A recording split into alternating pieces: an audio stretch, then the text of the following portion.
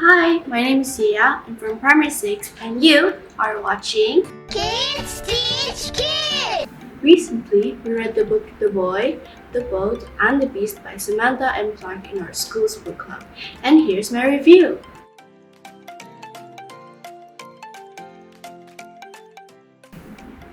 This book tells about a boy who woke up alone on a beach.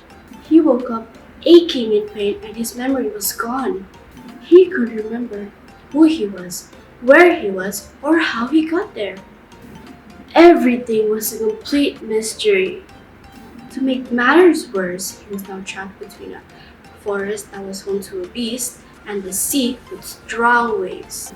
The only companion he had was the three voices in his head, and not all of them were nice. The themes in the book are family, reconciliation, and overcoming trauma. This book shows me that emotional trauma can last longer than physical trauma. In school context, I learned that we really need to be mindful of how we treat others and what we say to them. I tried to be like the mother's voice in the book.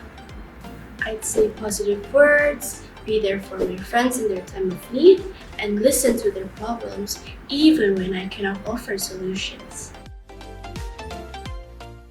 I'd give it a 5 stars because it's mysterious, challenging, and very relevant to modern problems.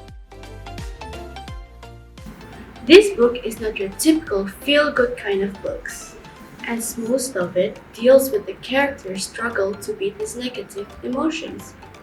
But Primary 5 and 6 students will definitely learn a lot of figurative languages from reading this book, such as metaphor, allegory, onomatopoeia, personification, and many others. So, have you read a book you like recently?